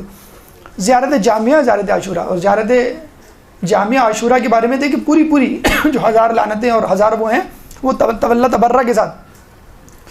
اور یہی نہیں، اور علماء کا بھی یہ تھا، یہ اتفاقاً ہمارے سامنے آ گیا تو آپ نے آپ کے سامنے پیش کر دیا. کہتے ہیں یہ جب مرجع بنے، اچھا ان کو احساس تو تھا کہ I would be the next, لیکن آپ دیکھیں ان کو ساری کہ جب یہ سید حسن نجفی ان کے استاد تھے اور انہوں نے دیکھ لیا تھا کہ یہ جو ہیں بنیں گے، تو انہوں نے کہا کہ کل تمام لوگ حاضر ہو جائیں، میرے تمام شاگرد. رسول اللہ نے کہا تھا نا کہ کل میں علم اس شخص کو دوں گا جو یہ ہوگا یہ ہوگا یہ ہوگا یہ ہوگا. کون نہیں آیا؟ سب آ گئے. کون نہیں آیا؟ جس کو دینا تھا وہی نہیں آیا، جس کو دینا تھا وہی نہیں آیا. تو کہا نہیں بلاؤ، فائدہ کیا یہ سب فنکشن، یہ تقریب کرنے کا، بتانے کا. تو انہوں نے بلایا سب کو، کون نہیں آیا؟ سب آ گئے. کون نہیں آیا؟ شیخ مرزا انصاری نہیں آئے. گئے انہوں نے کون نہیں آیا کہ بہت زیادہ کون نہیں آئے گا، ان کو معلوم تھا کہ وہ کہاں ہیں، شیخ مرزا کہاں ہیں، کہ وہ تو حرم میں کیا کر رہے ہیں، نمازیں پڑھ رہے ہیں، دعا کر رہے ہیں، اذکار کر رہے ہیں. انہوں نے بولو بلا کے لاؤ. پکڑ کے لے گیا بھی آپ کو استاد. نہیں میں نہیں جاؤں گا، مجھے ایسا کام ہے. وہ نہیں استاد نے بلایا آپ کو. استاد نے بلایا تو استاد نے کہا کہ میرے بعد یہ تم لوگوں کا مرجع ہے. باقی واضح طور پہ ان کا اعلان کیا. اچھا سنیں آپ، استاد نے کہہ دیا، اسٹیمپ لگا دی، سرٹیفائڈ ہو گئے آپ، that's it from the beginning. Next day آپ کو مرجع سنبھال لینی چاہیے. نعوذ باللہ. ایک عالم دین تھے، ان کا میں تذکرہ بھی بتاؤں گا کہ جب ان کے سابق مرجع کا انتقال ہوا تو ان کے دل میں ہلکی سی خوشی پیدا ہوئی. وہ فوراً گئے مولا کے حرم کہ خوشی کیوں پیدا ہوئی؟ تو ان کو دل میں یہ آیا کہ اب ان کے بعد میں مرجع بنوں گا. کہہ لیں گے وہ غائب ہو گئے، روپوش ہو گئے، نظر ہی نہیں آیا اس کے بعد کہ یہ خواہش پیدا کیسے ہوئی میرے دل میں کہ اب ان کے بعد مجھے ہی تو بننا ہے. زیر لب مسکراہٹ بعض اوقات امی ابو کسی مر جائیں گے، اب جائیداد جی استغفر اللہ، دادا دادا نانی بھارت. تو اچھا سرٹیفائڈ ہو چکے تھے، لیکن کیا کیا انہوں نے؟ خط لکھا. کس کو خط لکھا؟ ان کو لکھا. علامہ سید العلماء مازندرانی، یہ ان کی کلاس فیلو تھے، ہم اثر تھے، اور 19-20 کا فرق رہتا تھا. کمپٹیشن ہوتا ہے، استاد بھی فیصلہ نہیں کر پاتا کہ دونوں میں اچھا کون ہے. تو فارغ التحصیل ہونے کے بعد یہ چلے گئے ایران. کون؟ مازندرانی. اور یہی نجف میں رہ گئے. خط لکھا مازندرانی کو کہ آپ مجھ سے بہتر تھے، آپ واپس آ جائیں، استاد صاحب کا انتقال ہو گیا، آپ سنبھال لیں. کچھ نہیں بتایا کہ انہوں نے مجھ کو کہا ہے آپ سنبھال لیں. انہوں نے کیا کہا؟ انہوں نے کہا کہ دیکھو میں نے جب سے تحصیل علم چھوڑا ہے، فارغ ہوا ہوں، میں لوگوں کی خدمت میں لگ گیا ہوں، یہاں پیش امام ہوں، لوگوں کی مسائل حل کرتا ہوں، درس و تدریس نہیں کرتا، لیکن تم اب تک درس و تدریس سے وابستہ ہو، چنانچہ یہ ذمہ داری تم ہی سنبھالو. تو یہ کہتے ہیں. اچھا کچھ لوگوں کا یہ بھی خیال ہے کہ ائمہ معصومین کے بعد شیخ مرزا انصاری کو سب سے زیادہ علم تھا. ائمہ معصومین کے بعد کوئی غیر معصوم اگر گزرا ہے جس کے بعد سب سے زیادہ علم تھا وہ شیخ مرزا. 3 افراد کے بارے میں جس میں یہ بھی شامل ہے. اچھا اس کے باوجود دوسرے دن ایک صاحب نے ان کو دیکھا کہ مولا کے حرم میں فجر سے پہلے کوئی لپٹا ہوا رو رہا ہے ایسے جیسے کسی ماں کا نوجوان بیٹا مر گیا ہو. قریب گئے تو سنا کیا کہہ رہے تھے, کون صاحب تھے, کیا کہہ رہے تھے کہ اللہ مولا میرے ذمے جو ہے مرجعیت کی ذمہ داری آ گئی ہے, آپ میری رہنمائی کریں, اگر آپ نے میری رہنمائی نہیں کی تو میں مرجعیت کی ذمہ داری نہیں سنبھالوں گا. یہی شیخ مرزا انصاری جن کو مرجعیت کی. آپ اندازہ لگا لیں 4 کروڑ لوگوں کا خمس ان کے پاس آتا تھا. 4 کروڑ لوگوں کا. اس زمانے میں صاحب استطاعت ہوتے بھی نہیں تھے. 4 کروڑ لوگوں کا. Definitely he was the richest person at that time. richest person ہوں گے کہ نہیں؟ آپ سنیں گے حیران رہ جائیں گے. جب انتقال ہوا تو تدفین کے پیسے ہی نہیں تھے, لاش پڑی ہوئی, میت پڑی ہوئی, جنازہ پڑا ہوا ہے, پیسے ہی نہیں ہیں دفنانے کے لیے. گھر والوں کو کہنے کیوں نہیں دفنانے کے لیے, پیسے ہی نہیں ہمارے پاس کفن کے دفن کے. تو ایک صاحب حیثیت آدمی آگے بڑھا اور کفن دفن کے پیسے. یہ حال تھا. دیکھیں پریکٹیکل اسلام اگر ساتھ ہو تو پھر آدمی اس جو ہے وہ درجے پہ پہنچتا ہے. درود پڑھتے ہیں محمد والے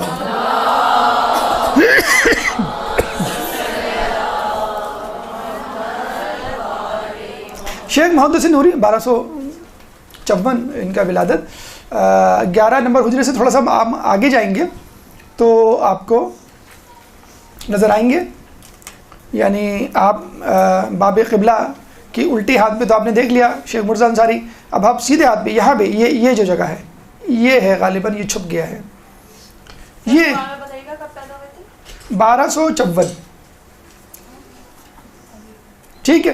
باب قبلہ کے دائیں جانب کہتے ہیں کہ جب یہ 10 سال کی عمر میں بیمار پڑے تو یہ اور ان کے ماں باپ اور عزیز و اقربا تمام کے تمام مایوس ہو چکے تھے, اب یہ نہیں بچیں گے. تو کہتے ہیں کہ 10 سال کی عمر میں جب میں بیمار پڑا اور غش کھایا اور میں نے خواب میں دیکھا تو رسول اور ائمہ تمام کے تمام آئے میں اللہم صلی علی محمد.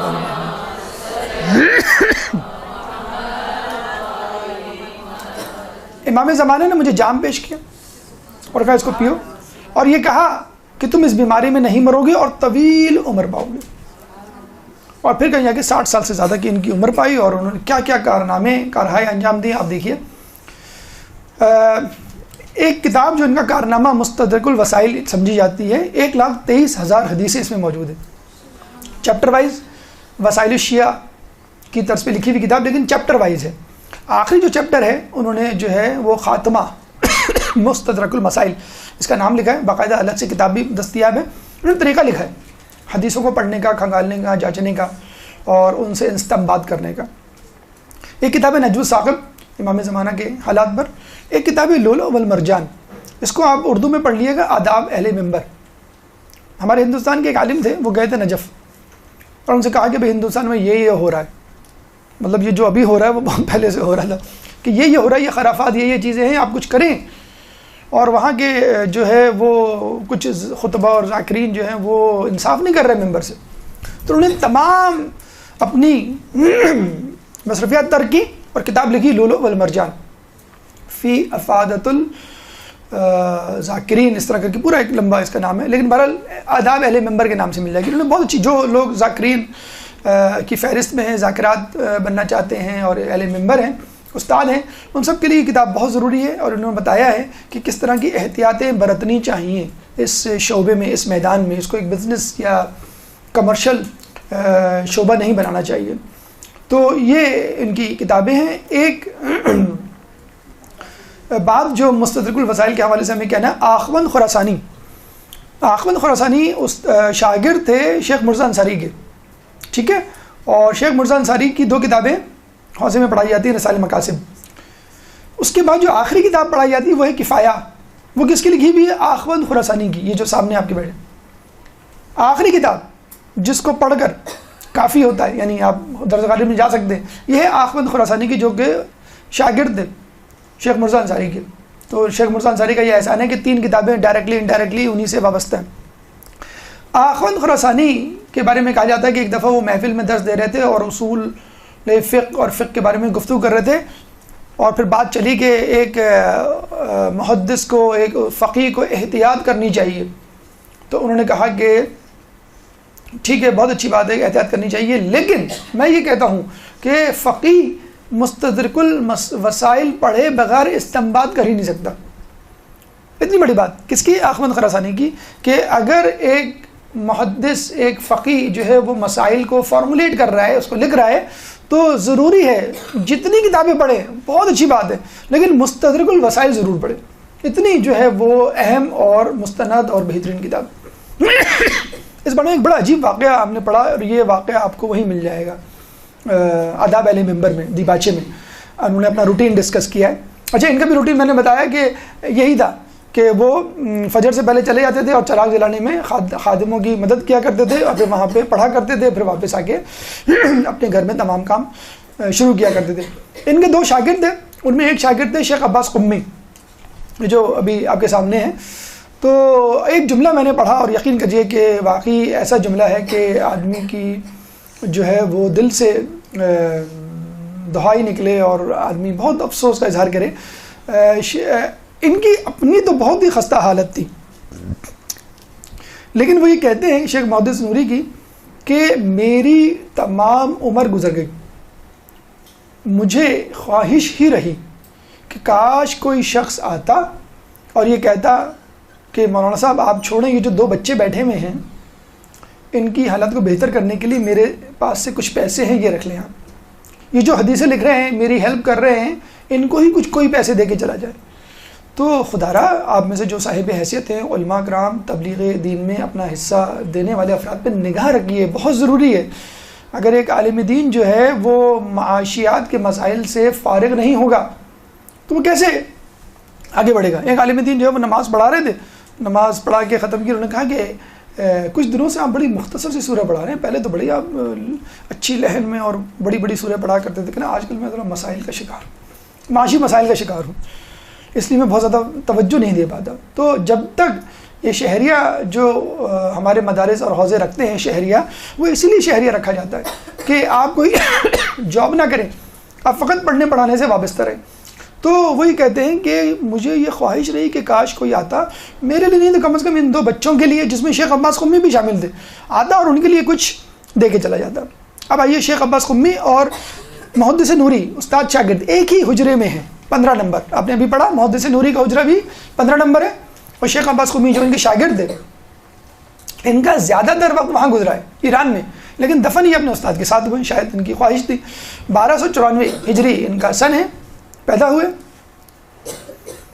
شیخ عباس قمی دیکھیں، ان کو بھی لوکیٹ کرنا کوئی ایسا مشکل کام نہیں ہے، یہی ہم نے کہا ابھی ہم وہیں باب قبلہ ہی کی طرف ہیں، الٹے ہاتھ پہ شیخ مرتضی انصاری اور سیدھے ہاتھ پہ ہم نے محدث نوری اور ان کے شاگرد شیخ عباس قمی کو دیکھ لیا۔ شیخ عباس قمی اور مفاتیح الجنان کو سپریٹ کرنا ناممکن ہے، جیسے مفاتیح کا نام آتا ہے، شیخ عباس قمی کا نام آتا ہے، قمی کا نام آتا ہے، مفاتیح کا، قمی کا لفظ بول دیا جائے تو شیخ عباس قمی ذہن میں آتا ہے، حالانکہ قمی کا مطلب ہے قم کا رہنے والا، قم میں تو ہزاروں اور لاکھوں جو ہے علماء گزرے۔ تو یہ بھی ایک بہت بڑی بات ہے کہ اردبیلی کا نام آئے تو مقدس اردبیلی آپ کے ذہن میں آئیں گے، حائری کا نام آئے، نائینی کا نام آئے، یا الجزائری کا نام آئے تو بس وہ شہر ان کے نام جو ہے وہ ہو جاتا ہے۔ ہمارا نفس المحموم آپ لوگوں میں سے کئی لوگوں نے پڑھی بھی ہوگی، مذاہب کی کتاب ہے۔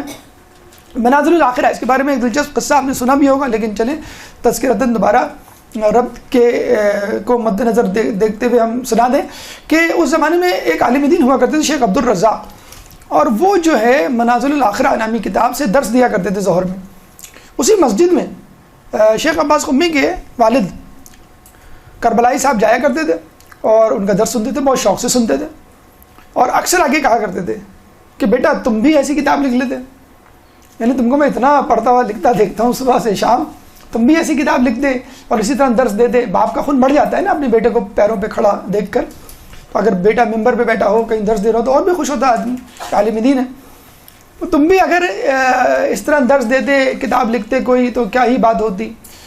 کہتے ہیں کہ پوری عمر گزر گئی، میں نے اپنے باپ کو یہ نہیں بتلایا کہ یہ میری کتاب ہے، اپنے بیٹے کو بتلایا بعد میں کہ پوری عمر گزر گئی، میں نے اپنے باپ کو نہیں بتایا، فقط یہ کہا کہ آپ دعا کریں اللہ میری توفیقات میں اضافہ کرے۔ پوری عمر گزر گئی، ہم ہوتے بابا ذرا ان سے میرا نام لیے گا، آپ کے ہاتھ چومیں گے وہ، ارے ارے آپ ان کے والد ہیں، تو بڑھکے مارنے میں تو ہم کم تو نہیں، ہم فوراً جو ہے وہ دیکھ لیتے ہیں کہ بھئی کہاں ہمارا درس چل رہا ہے، کب اپلوڈ ہوا، کتنے کلکس ہوئے، وغیرہ وغیرہ. چلیں اچھا اب ان کا ایک تقوی کا اور واقعہ سنیے شیخ عباس قمی کا. مسجد گوہر شاہی، گوہر شاہ بہت مشہور مسجد ہے ایران میں، مشہد میں، اور اس میں ایک بہت واقعہ بھی ہوا تھا خونی کہ بہت سارے لوگوں کو شہید کر دیا گیا تھا. بڑی مشہور مسجد تھی. کسی طرح لوگوں نے ہاتھ پیر جوڑ کے شیخ عباس قمی کو راضی کر لیا کہ آپ جو ہے مسجد میں امامت کروائیں گے. اور ایک تو آپ کو معلوم اس قسم کے علماء کے نخرے بہت ہوتے ہیں. ڈیمانڈ نہیں ہوتی، نخرے کا مطلب یہ ہے کہ نہیں میرے دل میں شہرت طلبی نہ آ جائے. نخرے کا مطلب اس سینس میں نخرے. بڑی مشکل سے تیار کیا اور راضی ہو گئے. لوگ بڑے خوش. لوگوں کو پتہ چلا کہ فلاں صاحب نماز پڑھا رہے ہیں. لوگ دھڑا دھڑ تمام مسجدوں کو چھوڑ کر گوہر شاہ میں آنے لگے. 10 دن کے اندر اندر اتنا بڑا مجمع ہو گیا جیسے جامع مسجد جمعہ کا مجمع ہوتا ہے. ظہر کی نماز پڑھائی اور پڑھانے کے بعد کہا کہ میں جا رہا ہوں. پریشان لوگ کہ بھائی کیا مسئلہ ہے، کوئی کام یاد آ گیا، کوئی مسئلہ نہیں، میں جا رہا ہوں. یہ کہہ کے چلے گئے. 1 سال غائب رہے. 1 سال بعد لوگوں نے کہیں سے ڈھونڈ کے نکالا. کسی چاہنے والے نے پوچھا کہ ارے بھائی کہاں ہیں آپ، ظہر کی نماز پڑھا کے کیا مطلب لوگ کھڑے ہوئے کیا یہ میں کہہ رہا ہوں. تو آپ ظہر کی نماز پڑھا کے چلے گئے اور اب مل رہے ہیں. اب مسئلہ کیا ہے؟ 1 سال تک نہیں بتایا انہوں نے کہ میں نے کیوں نہیں پڑھائی عصر کی نماز. اس نے پوچھا بھائی میں ہاتھ پیر جوڑا ہوں، آپ نہیں آئیں لیکن بتا تو دیں گے آپ کیوں چلے گئے تھے. آپ کہنے لگے اصل میں عصر کی نماز ویسے تو میں دیکھ ہی رہا تھا کہ لوگوں کی تعداد بڑھ رہی ہے. جب ظہر کی نماز میں نے پڑھانی شروع کی، اچھا آپ نے دیکھا ہوگا مسجد میں شاید اگر آپ کا کبھی گزر ہو تو یا اللہ کہتے ہیں لوگ جب کوئی اندر داخل ہوتا ہے تاکہ وہ رکوع میں نہ جائے، اور ذرا یا ان اللہ مع الصابرین کہتے ہیں کہ صبر کرو، رکوع میں نہ جاؤ، مجھے جوائن کرنے دو، یا رکوع میں چلے گئے تو اٹھ نہ جاؤ. تو لوگ یا اللہ کہتے ہوئے داخل ہو رہے تھے اور مجھے محسوس ہوا یہ بہت دور کی آوازیں ہیں، میلوں دور کی آوازیں. یہ کوئی قریبی حجرے میں نہیں، بہت دور سے آ رہی ہیں آوازیں. تو میرے دل میں ایک خوشی پیدا ہوئی. جب تکبر نہیں پیدا ہوا، خوشی پیدا ہوئی. اتنا بڑا مجمع، دیکھیں ماشاء اللہ کتنے لوگ بیٹھے ہیں، اتنا بڑا مجمع، اتنے لوگ میرے پیچھے نماز پڑھ رہے ہیں. کہنے بس یہ جو خوشی پیدا ہوئی، تکبر نہیں پیدا ہوا تھا. انہوں نے ذکر نہیں کیا کہ تکبر، کہنا مجھے خوشی لذت محسوس ہوئی. اتنی خوشی محسوس ہوئی. میں نے کہا کہ نہیں، اس کا مطلب یہ ہوا کہ میں لوگوں کی تعداد کی وجہ سے یہ نماز پڑھا رہا ہوں. یعنی اگر اب پڑھاتے تو ہوتا، اب تک تو نہیں پڑھا رہے تھے، صرف خوشی پہ کہنا بس میں اسی خوشی کی وجہ سے. یقین کیجیے تو قیامت میں عقدے کھلیں گے. قیامت میں بہت سارے چہروں سے نقاب ہٹے گی. آپ کو پتہ چلے گا یہ کون ہے، آپ پوچھیں گے. میں لگے نہیں بھائی یہ تو شیخ مرزا انصاری سے بھی بڑی چیز ہے، یہ آیت اللہ بروجردی سے بھی بڑی چیز ہے. کہنا بھائی کیوں بڑی چیز ہے؟ آپ نے واقعہ سنا ہوگا بروجردی کا کہ ان کے ایک دوست تھے، انہوں نے کہا کہ بھائی آپ رسالہ کیوں نہیں لکھتے؟ کہ نہیں میں ایک اہم کام میں مصروف ہوں. 1 مہینے بعد ملے بھی آپ رسالہ کیوں نہیں لکھتے؟ آیت اللہ بروجردی کے دوست، نام ہی نہیں معلوم، کیوں معروف نہیں تھے، کیوں نہیں تھے؟ ابھی آپ کو وجہ پتہ چل جائے گی. کہ کیوں نہیں لکھتے؟ میں بہت اہم کام میں مصروف ہوں. پھر 1 مہینے بعد بہت اہم کام میں مصروف ہوں. برسوں گزر کے مسئلہ کیا ہے، کون سے اہم کام ہے مجھے بتا دیں، میں انجام دے لیتا ہوں. کہ میں گاؤں جا کے لوگوں کو وضو سکھا رہا ہوں. لوگوں کے وضو ہی ٹھیک نہیں ہے، میں کیا اتنی بڑی بڑی کتابیں لکھوں مرجعیت کا عہدہ، اور کوئی جانے کے لیے تیار بھی نہیں ہے. آپ کو کہا ہے گاؤں میں جا کے جو ہے وہ جوہر کا پانی پی کے لوگوں کو پڑھاؤ، کتنے لوگ جانے کے لیے تیار ہو جائیں گے مجھے بتائیں. تو کتنے آیت اللہ یقیناً لوگ کہتے ہیں کہ ان کا رتبہ آیت اللہ بروجردی سے کہیں زیادہ ہوگا. عین ممکن ہے، کیونکہ ان کو تو پھر بھی شہرت عزت مل گئی نا، مائنس ہو جائیں گی نا مارکس تھوڑے سے. ٹھیک ہے اگر آپ نہیں چاہتے وہ الگ بات ہے، لیکن مال تھوڑے بہت تو مائنس ہوں گے اس کی بنسبت جس کو کوئی جانتا تک نہیں ہے. اور ابھی بھی آپ کو نجف اور خب میں ایسے علماء مل جائیں گے، مجتہدین مل جائیں گے، مرجعیت کے لیول کے بھی لوگ مل جائیں گے. لوگ کہیں گے نہیں کیا ضرورت ہے رسالہ لکھنے کی. لوگ کہتے ہیں ان سے کہ بھائی ہم آپ کا رسالہ لکھوا دیں، ہم پیسے دینے نہیں، پیسے کی بات نہیں ہے، لیکن کیا ضرورت ہے کہ کوئی ہماری تقلید کرے. شیخ عباس قمی کے بارے میں ملتا ہے کہ بڑھاپا جب شروع ہوا تو اپنے دوستوں کو بلایا اور دقیق علمی فقہی اصولی گفتگو شروع کر دی. لوگ پریشان کہ بھئی یہ تو کھانے پہ بلایا، ہلکی پھلکی گفتگو، یہ ایک دم سے درس والا سٹائل کیسے شروع ہو گیا. انہوں نے کہا کہ نہیں اصل میں یہ گفتگو اس لیے کر رہا ہوں کہ تم لوگ مجھے بتاؤ کیا اب بھی میرے اندر ملکہ استنباط حدیث و قرآن ہے، میں مسائل اخذ کر سکتا ہوں قرآن اور حدیث سے ابھی بھی اس بڑھاپے میں چٹیا تو نہیں ہوں، یعنی بڑھاپا تو کے آثار تو نہیں ہو گئے. تو لوگوں نے کہا اگر اس کو ملکہ استنباط کہتے ہیں تو ہمارے پاس یہ نہیں ہے. اگر یہ آپ کہہ رہے ہیں کہ ہم آپ کو کنفرم کریں تو یہ تو ہے ہی نہیں ہمارے پاس، ہم آپ کو کیسے کنفرم کریں؟ یا اچھا آج کل آپ کو میں بتاؤں، پھر وہی بات آ جائے گی، ضروری ہے ہمارے لیے، ابھی ہم جواد مغنیہ کے بارے میں پڑھیں گے تو آپ کو بتائیں گے کتنا ضروری ہے اپنے حالات اور آس پاس کے ماحول کو کنسیڈر کرنا اس بیک گراؤنڈ میں۔ ابھی میں اپنے ایک دوست کے پاس گیا تو وہ پتہ لگا کہ وہ ایگزام دے رہا ہے، میں نے کہا یار you are the head of the department, you are the cardiologist, you are surgeon, تم ہر چیزوں اب کیا کون سا ایگزام دے رہے ہو؟ میں نے امریکہ میں اصول بن گیا ہے کہ آپ کو جو ہے وہ ہر 10 سال بعد ایگزام دینا ہے ورنہ ڈگری کینسل۔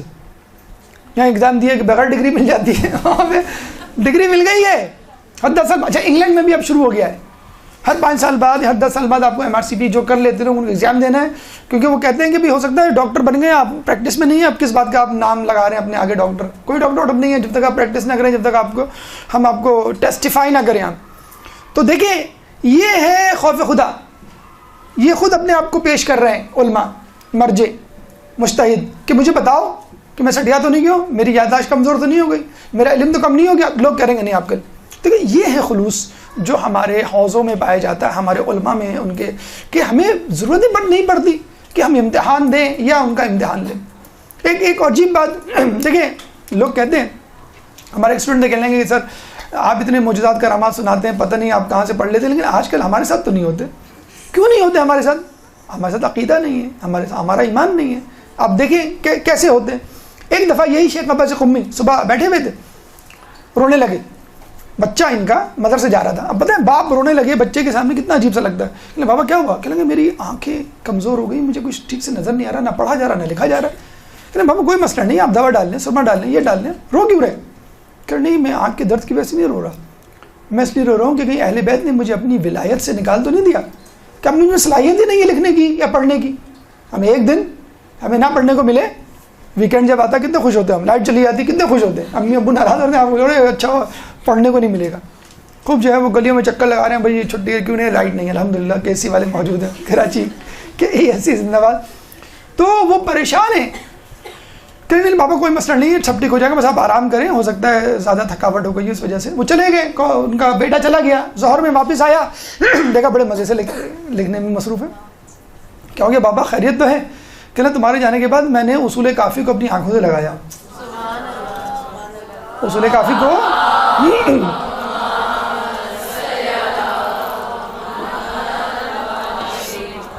بس کیا تھا، پھر جو ہے وہ ساری جو ہے وہ بنائی واپس آ گئی اور میں آرام سے مزے سے لکھ رہا ہوں۔ اچھا اسی طرح کا واقعہ شیخ محدث نوری اچھا نہیں نعمت اللہ جزائری کے ساتھ ہوا تھا، جس کا واقعہ بھی آگے آئے گا۔ ان کی بھی آنکھیں کمزور ہو گئی تھی چاندنی رات میں پڑھتے پڑھتے، تو وہ زیارت کے لیے گئے، ہر ائمہ کی قبر سے جو ہے وہ مٹی جمع کی اور اپنی آنکھوں پہ لگائی، ٹھیک ہو گئی۔ تو شیخ عباس قمی سے جب پوچھا گیا کہ اس میں کون سی حیرت کی بات ہے، جیسے وہی بات ہے نا آج کل کے زمانے میں لوگ سائنٹیفک ریزن معلوم کرتے ہیں، سائنس کیا کہتی ہے جناب آپ بتائیں آپ۔ تو کہنے لگے اس میں کوئی بات نہیں، کوبرا جو سانپ ہوتا ہے جب اس کی بینائی کم ہو جاتی ہے، نظریں کم ہو جاتی ہیں، تو وہ ایک خاص قسم کا پودا اپنی آنکھوں پہ مسلتا ہے تو اس کی آنکھیں آ جاتی ہیں۔ تو ہم مومنین حضرات کیا کوبرا سے بھی کمتر ہیں، اور یہ جو خاک شفا جو ہے یا اس پودے سے بھی کمتر ہے کہ ہماری بینائی واپس نہیں آئی؟ اچھا ایگزیکٹلی یہی بات ہمارا ایک سعودی اسٹوڈنٹ تھا، اس نے مجھ سے کی تھی، اس کو الرجی کنجکٹیوائٹس تھا، بہت ہی خطرناک۔ تو میں نے کہا تم دوائی استعمال کرو، نہیں کوئی فائدہ نہیں ہے، یہ بھی میں سعودیہ جا رہا ہوں کل ٹھیک ہو جائے گا، کیونکہ وہاں ایک خاص پودا ہے اس کو میں رگڑتا ہوں تو یہ ٹھیک ہو جاتا ہے۔ دیکھیں تو اللہ تعالیٰ کی وہ جو کہتے ہیں نا سنت تبدیل نہیں ہوتی، بس یہ ہے کہ آپ اپنے اندر خلوص پیدا کر لیں، تو جو خاص قسم کا پودا آپ کی آنکھوں کی الرجی بینائی کو واپس لے آ سکتا ہے۔ تو خاک شفا اور ائمہ طہر کے قبروں کی جو مٹی نہیں لا سکتی۔ اچھا سنیے، نہ صرف کہ خاک شفا، انسان کو خود اپنے اوپر بھی کانفیڈنس ہونا چاہیے، ہم بھی تو اللہ کے ماننے والے ہیں، ہم سے بھی تو کشف و کرامات کا ظہور ہونا چاہیے، کیوں نہیں ہوتا ہوگا، لیکن ہماری توجہ نہیں ہے، ہم چاہتے نہیں ہیں کہ بہت زیادہ توجہ یا بہت زیادہ جسے کہتے ہیں کہ ہم پہ ذمہ داری نہ پڑ جائے۔ ایک دفعہ ان کا بیٹا بیمار پڑا، 3 سالہ بچہ تھا جو شاندہ ان کی زوجہ نے بنایا، تو چینی ڈالی، چمچہ لے کے آنے لگی، انہوں نے اپنی انگلی سے چلانا شروع کر دیا، ٹھہرے کیا کر رہے ہیں، میں چمچہ لے کر آتی ہوں، مطلب کیا کر رہے ہیں، گندہ کر رہے ہیں۔ تو نے کہا کہ جس انگلی سے میں نے ہزاروں حدیثیں لکھی ہیں اس میں اتنی بھی تاثیر نہیں ہوگی۔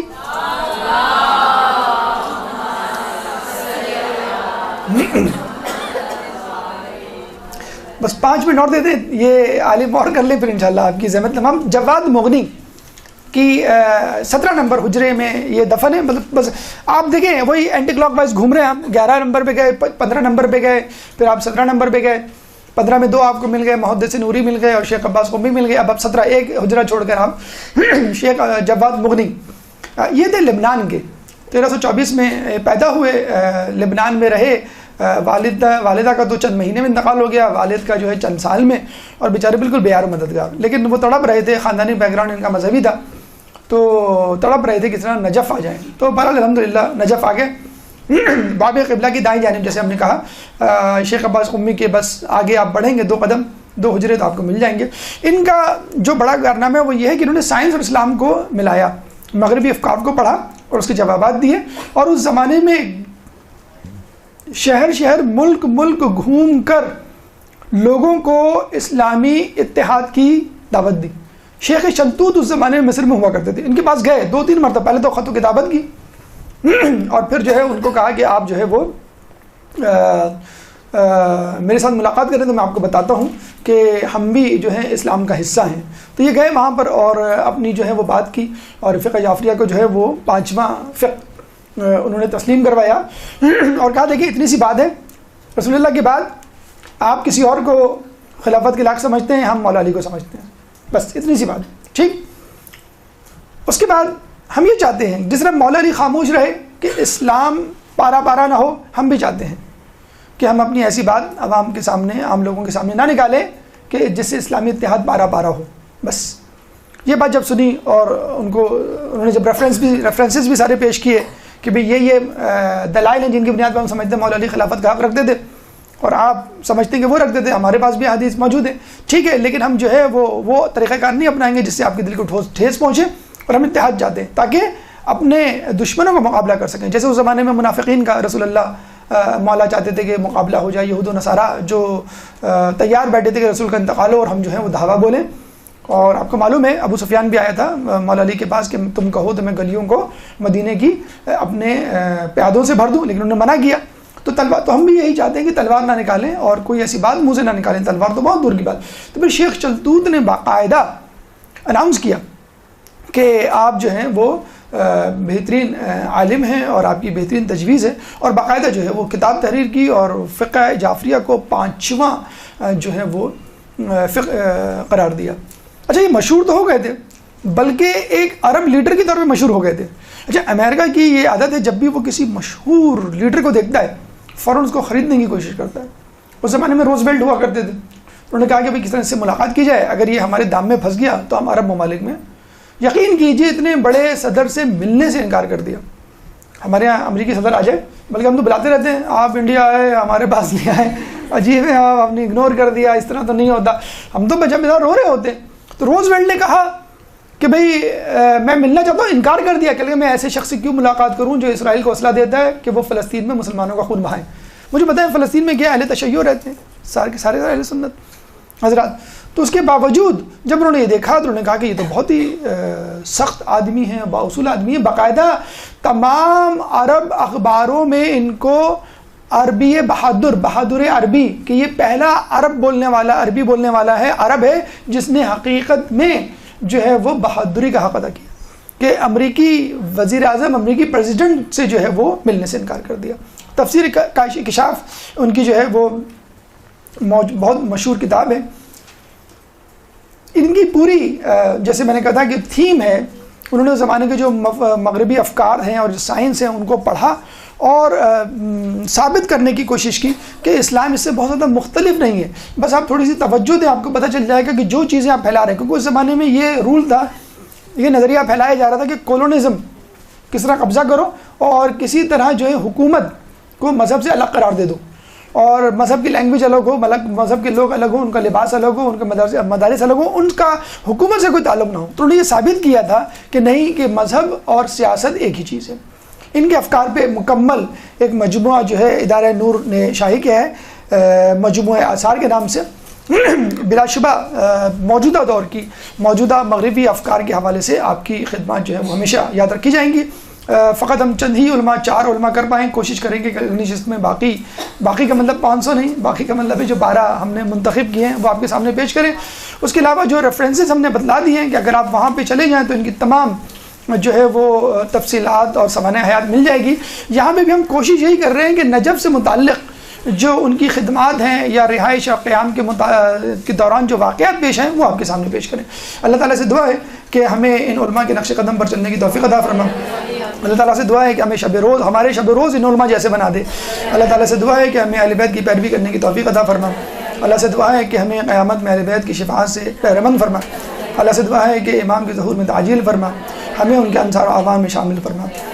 ربنا تقبل منا انك انت السميع العليم وتب علينا انك انت التواب الرحيم برحمتك يا ارحم الراحمين. برحمتك يا ارحم الراحمين. وصلى الله على محمد وآله الطاهرين.